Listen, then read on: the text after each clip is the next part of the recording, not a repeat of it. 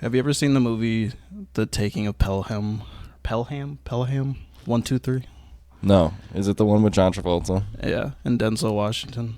And John Travolta plays this, like, really insane criminal, and I kind of think he's a terrible actor. Yeah. Yeah. Agreed. It's a hot take. I don't know. I think most people think John Travolta's bad now. Really? I mean, I don't think he's ever been good. It was like he was in Grease, which people liked. Is that the movie where he does that humping thing in the yoga class with a Halloween chick? Do you know what I'm talking about? It's like a meme.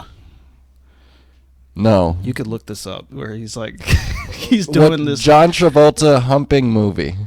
Yeah, I bet if you look that up, the clip would come on. Are you ready to see what happens? Yes. Should I turn safe search on or off? And just John Travolta humping movie? yes. What did I say? First crotch thrusting. But what movie is this? I don't know. From Perfect. Yeah, it's with Jamie Lee Curtis. It's a different movie. Oh. Yeah, he's just got his dick out. That's cool. Yeah. Thanks, Kaylin, for sharing. Yeah. That's a cold open for you.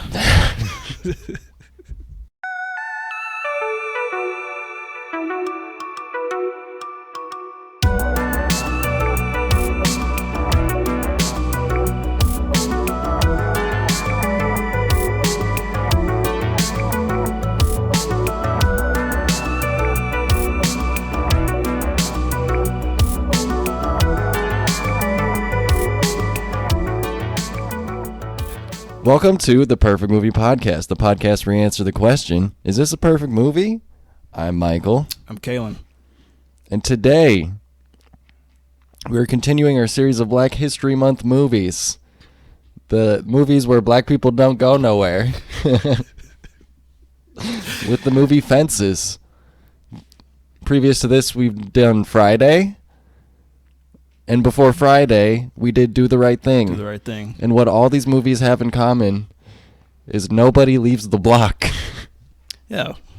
I was saying maybe this just kind of shows a overarching narrative about black culture and how urbanized black communities kind of stick to one spot. Nothing wrong with that. You know, I mostly just thought it was funny because it's not something we put together when we made this list of movies. No. And then we were like, wait, we're going to watch 3 straight movies where nobody goes anywhere. Completely by coincidence that happened. So, Fences, originally a play by August Wilson. Yep. Is the story of our main character, Troy, played by Denzel Washington. We kind of follow him for a few years, him and his family, as they live life. Denzel is a garbage man in the city of Pittsburgh. He lives with his wife, Rose, played by Viola Davis. Before we get too far, I want to ask, what did Denzel direct before this?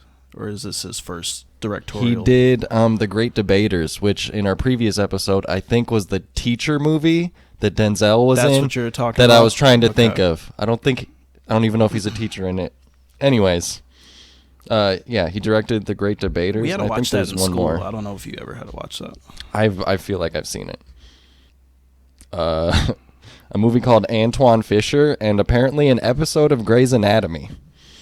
Is that Antoine Fisher movie? That's the movie where he did the method acting, where he got really chubby and he was like unrecognizable, kind of. Yeah, that's what it looks like. Or he was like a college professor. Yeah, that didn't get great reviews, but I've heard of that. Anyways, so this is his third movie he's directed. It is adapted from a stage play.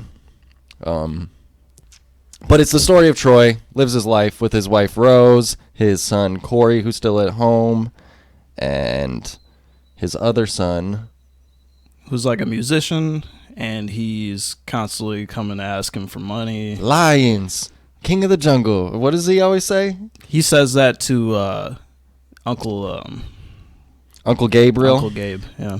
Uncle Gabe is his Denzel Washington's brother, and He's a war veteran, yes, and he got like half of his head blown off in the war and got a metal plate put in. He's never been right since. So yes. So those are like our main, what was that, like 6 characters? Oh, and Bono, Jim, Denzel's best friend. So we got like a handful of characters. It's mostly like just about, so a character study of Troy, Denzel's character. I'd say the primary, well, here's the thing. This is a movie about a very, you know what? We'll talk about this in another segment. Forget everything I've just said. We're not even going to. Kaylin, are you about to go over the themes? Yes. Yeah, But before that, Kaylin, do you have any opening thoughts about Fences? I saw this in theaters when it came out. I was very struck by the performances. I think the performances are very solid. Did you see this with your dad? No.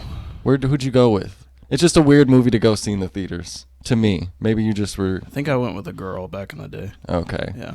It just seems like this seems like a movie that dads watch to cry. You think so? Yeah. I don't know. I love Denzel Washington, so he was like.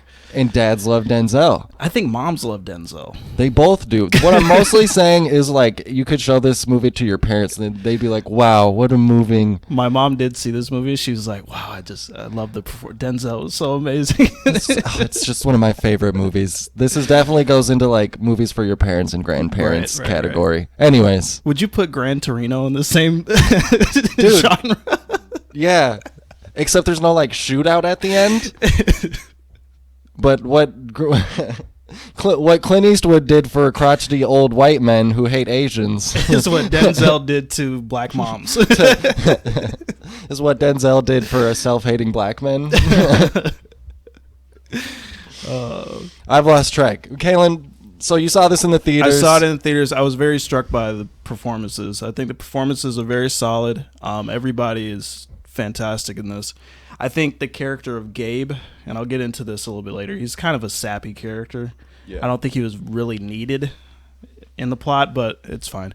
Hey, Troy, St. Peter got your name in his book. I seen it. It say Troy Maxson. I say, I know him. He got the same name like what I got. That's my brother. It's a character type that died at some point. It was made when this movie began, I think, or the play began in like the 80s or whatever. Like, this was a common character type. Yeah. The like special needs, like kind of like not all there type of like character. Right. That is that's usually doing something very they end up making like a very poignant point because they're so innocent. We have the same thing with Smiley and Do the Right Thing. Right. The special guy that has something very like actually makes a great point, even though he's not all the way there. Yes. But he's got that innocence where it's like that character type died like at the year 2000, like yeah. Shortly after the movie I Am Sam with what is it, Dustin Hoffman and Dakota Fanning. Yes. John wanted to try new things. Yeah. And it wasn't Yoko's fault. No, it wasn't Yoko's fault. And then he says you can hear it on the White Album. That's I think in like Radio, like those movies killed that character. Oh, I forgot about Radio. Yeah. Oh no. Forrest Gump was like the peak of that, when those guys got their own movies, and then a bullet in the head. Cuba Gooding thought he was going to get that Oscar. It's a little degrading, kind of. It's a funny character. He's actually one of my favorite characters in the movie. Okay. And I think it's also funny that he's played by Bubba Gump from Forrest Gump. Who was also not all the way there. No. So. But yeah, it's funny because when I originally watched this the first few times, I was like, this is great. And then getting ready for a podcast for this movie, I was like, this is going to probably be the shortest podcast we ever do. I don't think there's much to say about this. Like, other than the performances, like the themes, and we'll get into that later, but I think the themes are pretty on the nose, and it's pretty easy to figure out once you get going. And Yeah. I think there's a few interesting things to say, but yes, it is. It's a simple movie, which I think also goes along with movies your mom and dad will like. Like, you don't have to do a lot of mental work, Right. to watch this movie. If you've And there's no over the top like cursing or people's heads aren't getting blown off. If you've ever met an overbearing father figure, congrats. You understand this movie. You'll get it. If it's not your dad, you've met that dad. But it's funny because we had this conversation and we both kind of like saw somebody in the character of Troy, like somebody. It was really uncanny, and it was kind of like I've definitely known somebody just like this before, and it kind of reminded me, like Troy's better aspects of himself kind of reminded me of my grandfather, and just how he would just always be kind of hollering about whatever. Yeah. And yeah, all the negative aspects though, I've definitely seen that in other people as well. Yeah, so it's interesting character study for sure. So, shall we get into the performance test? It was the performance of a lifetime! The performance test is where we talk about our favorite performances, actors, characters, moments.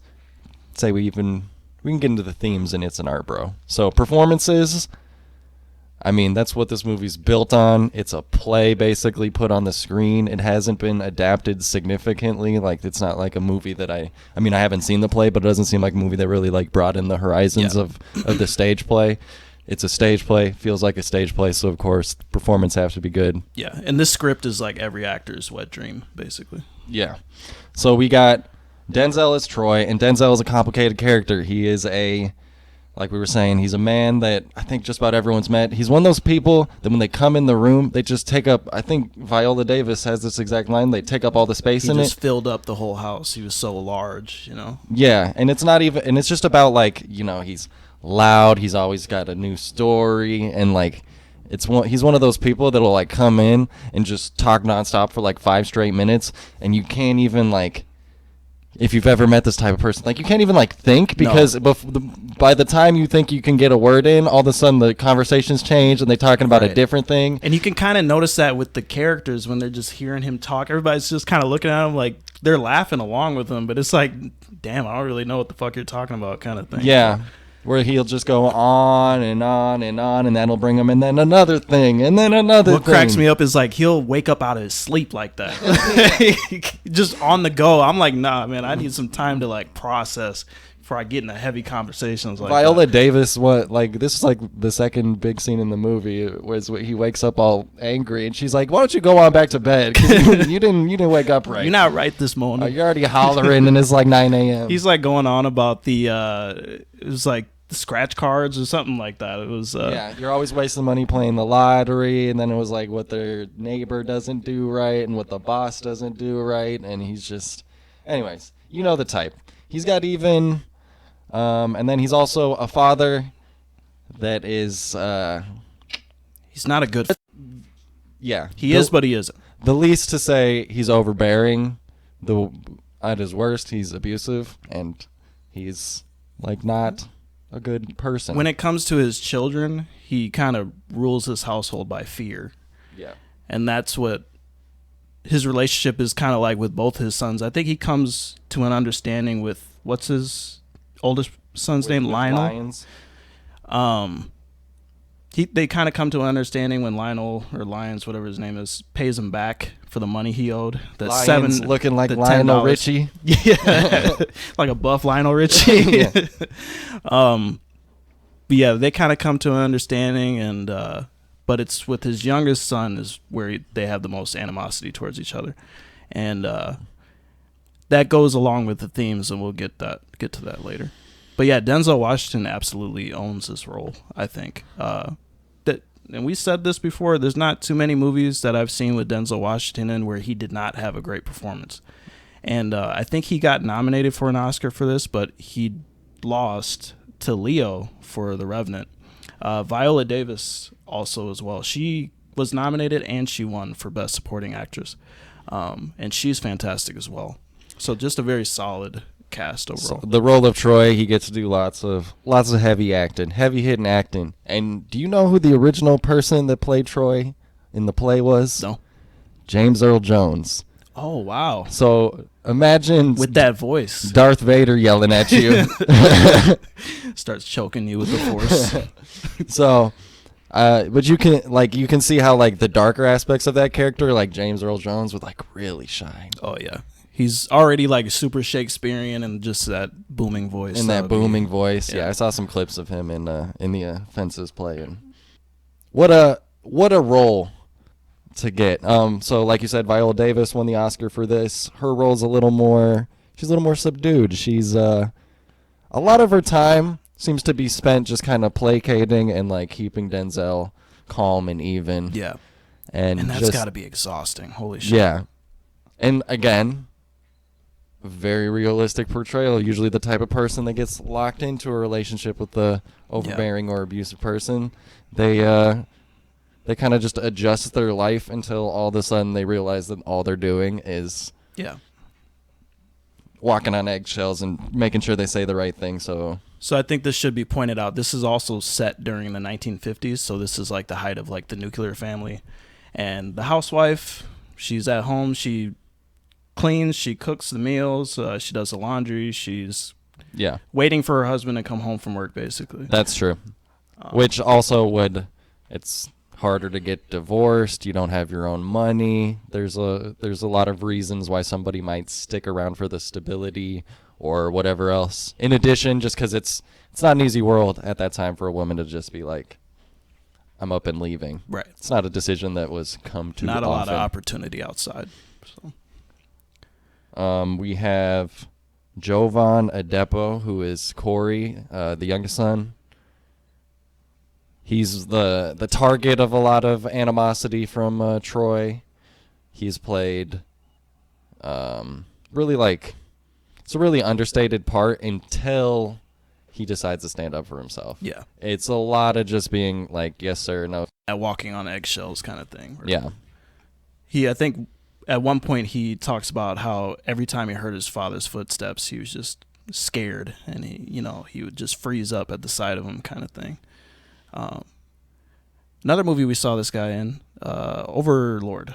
Yeah, Overlord, the Nazi zombie movie, which at the end of this movie, the timeline doesn't add up because it's in the 50s, but I'm imagining him because he shows up in his little uniform because he enlisted when he was 18, which is a cruel irony in the story because that's what, enlisting in the military is what brought Gabriel, Troy's brother, to his plate in his head to his brain damage that ended his quality of life. So ironically, the way that Troy has been, he gets in the way of his ability to play football and is just constantly meddling on any chance for him to find himself and explore his own opportunities, that he ends up in a spot where, he ends up back in a spot that could be a benefit for him, but it could also put him at great risk. I think also with this character, I think he's also looking for a sense of belonging, a sense of real family. And so either it's a football team or it's in the military where you get these strong bonds with people. And, the military, that's basically they raise people, And so, yeah, that's another pretty complex character. It's very real life. So, but I imagine in this movie he leaves the funeral and then gets on a plane and then goes to Europe and then somehow time travels to World War II, and then he flies on the plane and it explodes and he crashes and he ends up in a little town by a castle, and in the bottom of the castle there's Nazi zombies. There's a laboratory zombies, and then the fucking Black Ops music starts playing and starts blowing heads off. Fetch me their soul. Okay. The only ones we really haven't touched on is Bono, Jim, Mr. Bono. It's funny that I just think of the U2 guy every time he says Bono. Isn't you're saying it wrong? You're saying it like how a white person says. He's Mr. Bono. It's Mr. Bono. That's true. Yeah. He was also in Dune. Yeah. Which is very quite a different movie. Yeah. And is he British? Because I think he had an accent in that one. I don't know. Doesn't matter. Everybody's British. Everybody's British these days. I'm British, mate. What? Dun, dun, dun. No, he's from Kansas City, Missouri. Shay. And finally, we have Gabriel, Played by Bubba. played by Bubba Gump. We got Popcorn Scrimp. And we kind of already talked about what kind of character he is, and he's not a character that we usually get. But his whole deal is, I'm chasing away the hellhounds, and I'm waiting for St. Peter open the gates for me. Or Yeah. Yeah. Which it ties into our ending, and he carries around his little horn. What was he like? He was like, I seen the book. He's got a great big book. He's got your name in there, Troy, and I seen Rose. I didn't see Rose, but I know she's in there too. That's what he said. That's what he said. And the main thing is, speaking to Troy's character, turns out that Gabriel has basically paid for their house because he's got, he's receiving payments from the military from his war injury or whatever. And basically Denzel's been skimming off the top. His whole life, it becomes revealed, or his whole post-military life. But I mean, technically, he wasn't really in the wrong for that because Gabe was staying under the same roof as him. But he wasn't anymore, and I think he was still doing it, is what okay. happened, because that's why they were constantly arguing about him Okay. moving off. And Denzel is like, without Gabe, I don't have a pot to piss in or a window to throw it out of. Mm-hmm. And it's very sad stuff. This movie's so sad, Kaylin. I'm sorry I picked it, man. I was just like, Look, it's not your fault. I think it's a period piece movie. You know? The 50s were sad. Like, we went through the 90s with Do the Right Thing. It's true. So we had to go through like the Great Depression or post Great Depression. That's not okay. That was actually, you know why they call them boomers? Because there's a baby boom. Yeah, it was a baby boom. We're just grasping at anything right now. Like, Wait, does that make the littlest sister a boomer? She's a boomer now. she is a boomer. She doesn't like. She probably voted for Trump. She doesn't like not conservative. She doesn't like Liberals? She don't like them liberals. Maybe she would though, because she's black. Well, It's mostly the white boomers. That a don't lot like of people are liberals. saying that if you didn't vote for Joe Biden, you ain't black. She saw that and she was like, "Better vote for Joe Biden." I know what's right.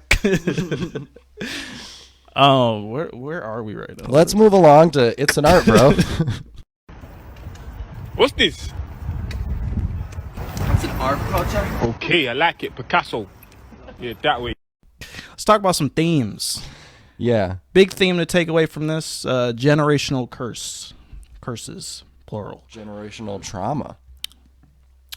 And especially between the relationships of fathers and sons. Denzel Washington goes through kind of like tells a little story about himself when he was younger and about how abusive and frightening his father was. Which this, might I add, is one of those like turns in the conversation when he was talking about something pretty lighthearted, and all of a sudden it was like, sit down, let me tell you this story about when my dad caught me with the girl, and then he tried to rape the girl, and then he beat me. Yeah.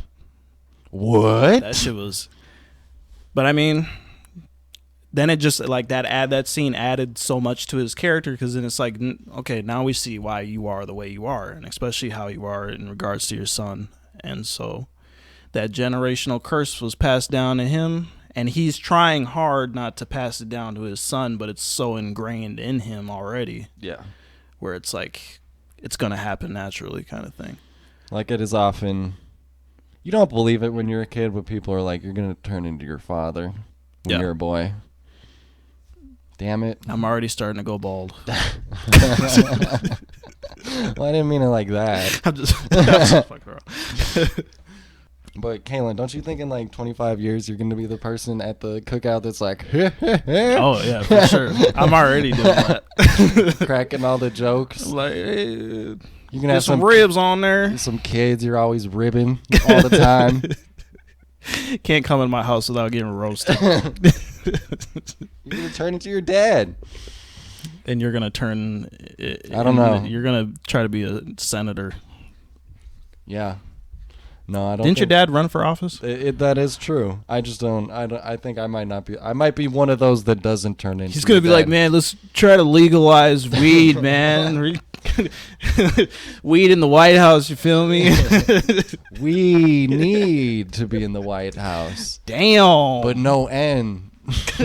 Weed in the White House. Let me run your campaign, man. It'd be pretty litty. Hey, man. Wouldn't me being president being cool, man? At every rally, you just got Yeet blaring in the background. Just Tonka, Tonka.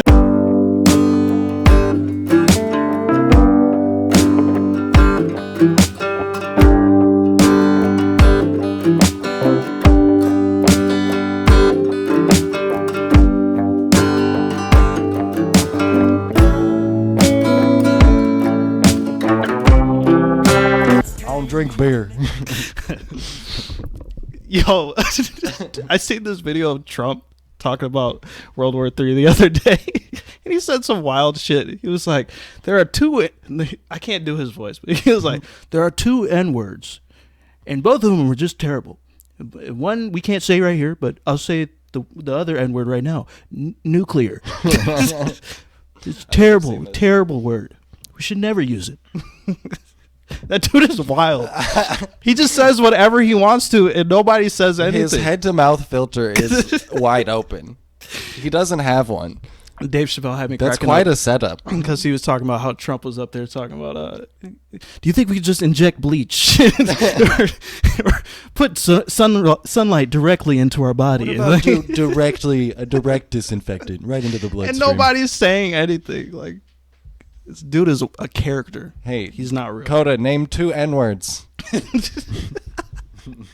Negotiating nuclear. It's an inside joke. It's an inside. You wouldn't get it. You wouldn't get it. Do you have any more themes, Michael, of this movie? Do you? One thing I just noticed, which I think is a good fact that you might not notice if you don't have the encyclopedic sports trivia knowledge that your boy has locked away in this noggin. But there's a scene where Troy and Corey are talking about baseball, and he was like, Corey's basically like, things have changed, because Troy's very bitter, because allegedly, and you never really know because a lot of his stories are tall tales, allegedly he was an extremely talented player in the Negro baseball leagues, and he never got the chance. And like they bring up Jackie Robinson. He was like, Jackie Robinson ain't nobody. Yeah, he was like, fuck Jackie Robinson. Yeah, he said, I seen 100 dudes better than Jackie Robinson in the Negro leagues. So he's very bitter about that, and his son is awaiting a scholarship. Like, he is in line to get a visit, to get a scholarship to play football, to go to college, and too. Yeah, like make something of himself. Troy finds reasons to get mad about that. He just never wants him in football anyways, and basically torpedoes that whole angle in his life. But during one of their arguments about that, he brings up this fact. He's like, Corey's like, there's all kinds of black baseball players playing now. They're like Roberto Clemente for the Pirates. And he was like, Troy's like, Roberto Clemente gets no playing time. Roberto Clemente was like the all-time leader in hits in the history of baseball by the time he retired. Mm-hmm. And I looked it up because this is supposed to be in like 55. That's Clemente's first year, but he was a full-time player. Clemente played like 120 games that year. Damn. Troy just didn't know what he was talking about. Yeah. He was like, it becomes very clear if you know the baseball fact that Troy like has no idea. Right. He's just stuck to his old bitterness. And as soon as he gets challenged on something where he realizes he's probably wrong, he's completely done with the conversation. And he even says it out loud. He was like, I'm through with it now. And then his son is completely silent, can't say anything, otherwise might get that ass whooped. So, and then the other thing I want to talk about when we're talking about art is, well, this is specifically costuming. Let's talk about Denzel's big old pants and his big jackets, because they're a lot of fun. So how did Denzel get bigger, or is that just the way they could can you tailor your pants and your shirt? Well, maybe they didn't have money to tailor his pants. I know, but what I'm saying is he just looks big. Denzel's never looked that big to me. but he looks kind of like a, I don't know. What's the timeline for this movie and that movie where he plays the professor? Because I know he got big for that role, and if these are in the same general time frames, then maybe Great that Debaters explains was it. like 2007. This is 2016. I'm talking about the professor movie where he's like the guy with the glasses and the afro. Oh, that's even earlier. That's like 2001. No, dude. The Professor? Yeah, he plays like a college professor, and Really, all I wanted to say is his pants and his shirts are funny because they're so big, and it is probably accurate to the era, but you never see like the casual wear of like normal people. Most things you see in the 50s are like glamorized Hollywood types that have tailored suits. he had a tailored suit in The Equalizer. He had a tailored suit in Malcolm X. He had a tailored suit in Man on Fire. He had a suit in Two Guns with Mark Wahlberg. He had a suit in Remember the Titans. He had a do-rag in Training Day. And he had a gun. Stereotypes, right? Okay, are we done talking about his pants? You're really bothered by his pants, huh? No, I just think they're big and they're funny. Okay. He's got funny-looking pants. He's got funny looking legs too. All we need is this 12 seconds. We can delete everything else. Well, when he would wake up in the mornings, he's wearing that like the wife beater. You know what I'm saying? We don't call it that anymore, Kalen. Yeah, It's but called back an then A-shirt. they wore those for a reason. And they beat their wives. Yeah. But back then he wore that shit for a reason. He was just ready to go. I was honestly, I didn't know whether it would get more physical. He's not really physically abusive for the most part, except for one thing that we see at the end. Yeah. He's verbally and mentally abusive. He's mostly just, yeah. Would you say he's a sociopath? I would say so. Yeah. It's pretty clear he's so self-absorbed. He's never for once, he's not just self-absorbed, but he feels entitled. Like he feels entitled to wrong other people because life did him wrong or didn't pan out the way that he likes. Right. It's like you feel entitled because you don't feel entitled. That's such a strange concept. Yeah, because like that's kind of his whole deal with his job. No, with his child that he has at the end with Oh. another woman, which we don't really see that relationship, which I think is the writer trying to like save us from dislike. Like, because if we saw him being a cheater, Yeah. he'd be even more unlikable. Yeah. But since it mostly happens off screen and we only find out for sure that it's happened when he knows that she's pregnant, Right. like, Well, I mean, and that's where I had some issues with the ending. And I don't know if this was your issue too, but I just didn't feel like that whole, common ground that everybody got with Troy was really like a payoff, because he was kind of fucking movie besides the literal like beginning scene where they're in the backyard. But I just didn't feel like, especially with his son, it's like who would blame this kid for not wanting to forgive his dad? You know what I mean? And I know Viola Davis was really pushing him, like, how dare you talk about your father that way? She even slapped him at one point. I was like, Jesus, like she also hit him. So let's move on to Let the Hate Flow Through You. Good. Use your aggressive feelings, boy. Let the hate flow through you. All right. So, and maybe that's what it is to be conditioned.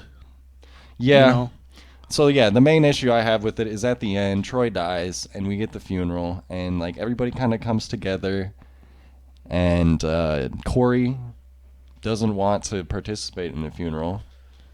Rose, his mother, slaps the shit out of him for even saying that he doesn't want to attend Troy's funeral, and the movie tries really hard to it seemed to really try to like tie it all up in a neat bow and like find the silver lining like really quickly, and got really sappy about it at the end, and that didn't seem honest to me. Like, it seems like a really honest movie up until that point. Yeah. Up until that whole epilogue where we fast forward a few years, Corey comes back and it's all for the funeral. Like, that's all just I think with some characters just don't deserve a happy ending, and that's okay because that people are awful in real life too. You know what I mean? It's like the whole thing where Gabe blows his horn and then the clouds move from in front of the sun and the sun's beaming down. It's kind of like Troy is watching over them from heaven. I was like, that motherfucker is not in heaven. Let's be real. He's not watching y'all if he is. He's doing his own thing. Yeah. So yeah, that part was, like you said, was a bit sappy to me. And I don't think it was deserved.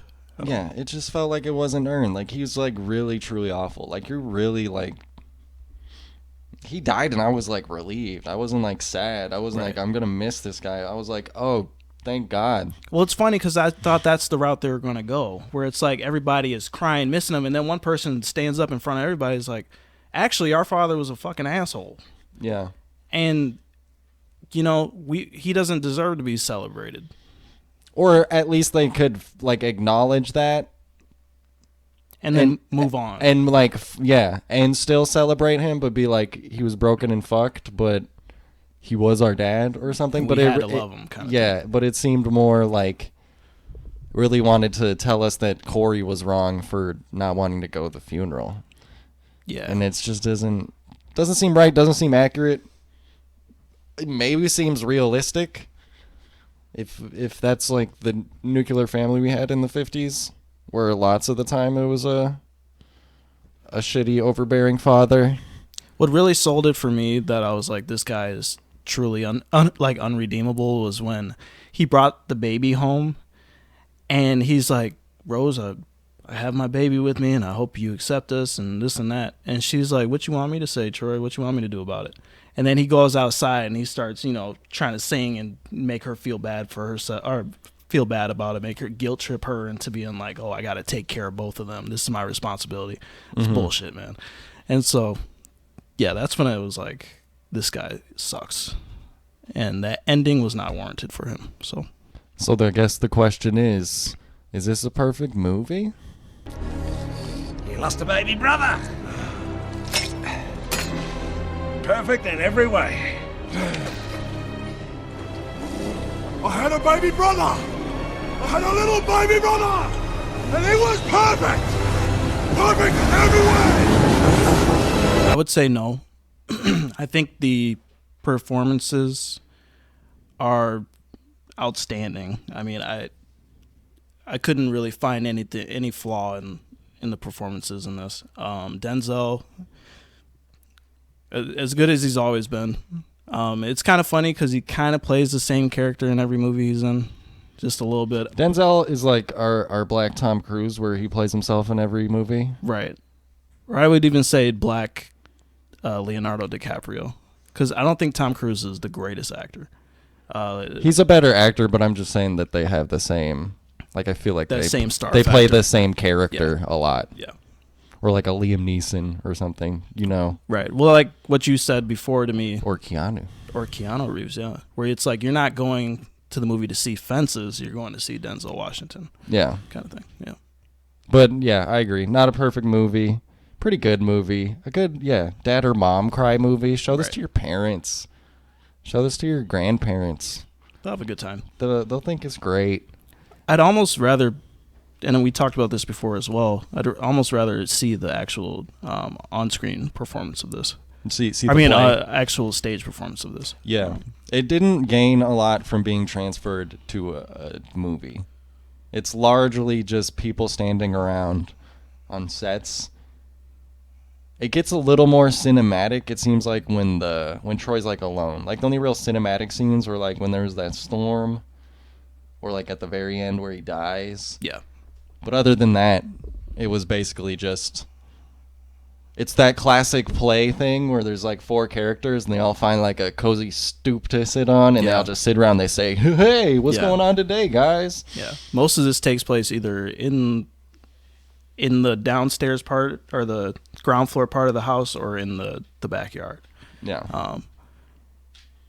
Yeah, it's not particularly interesting to look at though, either. There's nothing wrong with it, but it's nothing very striking, and that's another thing we kind of judge on what a perfect movie is as well. So, nope. Nope. We need to have like, maybe we should have other ratings below. Is this a perfect movie? So you know like how much we recommend it. You know, like, is this this is a perfect movie? Or maybe we just have like how Jeremy Johns does, where it's like, yeah, good kind movie, of. no alcohol required, kind of thing. Yeah. Although I do think a good tagline is, "Hey, your mom or dad will like it." That's good. That's the good. Put that on a fucking box. And hand them the Blu-ray because they can't figure out the damn streaming. How do you do the Netflix? Is this on my Roku box? You said it's on Amazon. Well, when's it coming in the mail? So, good movie, not a perfect movie, but your parents will like it. Mm-hmm. So, yeah, I guess better luck next time for us. You didn't like it, but your dad did. Final movie in our Black History Month list is going to be Judas and the Black Messiah, which is a story about Fred Hampton and the Black Panther movement. So that should be pretty interesting. It'll probably be very dour, but we're going to push through regardless. Do you have any final words? That nobody said this Black History Month has to be a good time. Hey, we already did do the right. Well, no. Do the right thing. It's a good time until it isn't. Yeah. And then Friday is a good time. Friday is a good time. Yeah. Fences is fine. It's just not a good time. It's just stressful. It is a good movie, though. I feel like eventually we'll have to redo our Scarface episode. We never dropped that one. We watched Scarface, and then we were down a man. Coda got drunk, and he couldn't do it, so... And then we both were dead, and it just never, No. That won't see the light of day. No. It'll go in the vault. This movie's a lot like Scarface, but if there was less, it's about it. Well, just name movies about people you don't like, with like main characters you don't like. Scarface. Troy. Not to be confused with the... Wait, the character Troy or the movie Troy with Brad Pitt? That movie's a banger. I don't care what nobody says. Dakota, what did we watch last night? I fell asleep, but it was good, so I need to finish it. Art of Self-Defense. The Art of Self-Defense with Jesse Eisenberg. Check it out. Ew. It's on HBO. Ew. It's kind of good. Jesse Eisenberg? I know, but it's when he was good. I promise. Has he ever been good? It's good. Okay. It's the exact type of movie Jesse Eisenberg needed to be in. Is he a very smart but misunderstood, quirky guy? No. He's like the downtrodden. It kind of reminds me of Nobody, but if it wasn't like a John Wick movie and more of a black comedy. Okay. Where it's like he's a guy that's beat up and pushed around, and then he decides to join this karate dojo, and then things get weird from there, and I didn't quite finish it, so I can't spoil it. Okay. But like the karate dojo is like, it's funny because it's like clearly in a strip mall, but it also gets like, they're like really intense and serious about it, and you're like not sure if this is real or like if it's all in his mind that it's like this Does intense it look like and cool. a Rex Kwon Do dojo? Like, kind of. It's like, what if Rex Kwon Do was really fucking serious? But it's a little like comedic.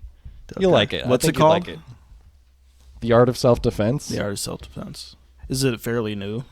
I don't know. I think it's probably back when Jesse Eisenberg was getting roles. Okay. So whenever that was, like 2016, 17. What was probably. the last Jesse Eisenberg movie I've seen? I think it was... Probably fucking Batman versus Superman. Yeah. The movie that murdered his career. We saw that in theaters. Yeah, we did. Which is crazy. And I think Martha. I think one of us fell asleep. What did you say? That's his daddy's name, or his mommy's name. It's Martha. Oh, yeah. Remember when, what is it? What's her name? The Daily Planet bitch. Lois Lane. And she throws a little staff in the water. Oh, yeah. Yeah. She was terrible. That's a terrible movie. Yeah. Remember, we thought, there's one point in our life where we thought Man of Steel was cool, but we were also like 16. Yeah. We were like 17. That was about the age. That's about the end of the age where you think that is cool. That was a pretty pimp viewing, though, because we got to see that before it even came out. Yeah, I got it because I was a Walmart employee. Sheesh. VIP. Perks. Very important person. Now you don't get movie perks at Walmart. You just get real perks. Percocet. You don't get crack the drug. You get fucking ass crack hanging out. On one of the person on the scooters. Yeah. Remember that one time we were in Walmart and me and you were like blazed out of our mind. And then we just hear gang, and we turn around and there's like 20 dudes riding on those scooters. That was wild. There's a squad. I feel like we saw a fight at that Walmart. We did. Yeah. And we'd always have like really passive aggressive people coming up to us at Walmart. And like, but it'd always be when we're just blazed out of our minds. That's why I don't go to Walmart anymore. Yeah. It'd be like one guy like was smoking and he blew it right in my face. He was smoking in the store. Oh yeah, he's vaping. No, he had like an actual like swisher or something. But he blew it right in my face. He was like, said something to me and he just walked away. And I was just like, what the fuck, man? I just came in here to buy some chips in Arizona. Just trying to get my snacks. Well, this has been exciting. Just going down a little memory lane. Until next time. Yeah. Bye.